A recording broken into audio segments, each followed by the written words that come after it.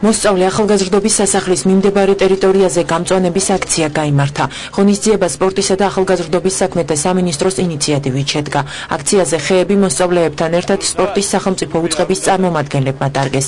ღონისძიების ორგანიზატორთა განცხადებით ინიციატივის მიზანია ქალაქის ცენტრალურ უბანში გარემოს დაცვაზე ზრუნვა და მოსახლეობის სტიმულირება ამ მიმართულებით გარკვეული აქტივობების განხორციელებისთვის.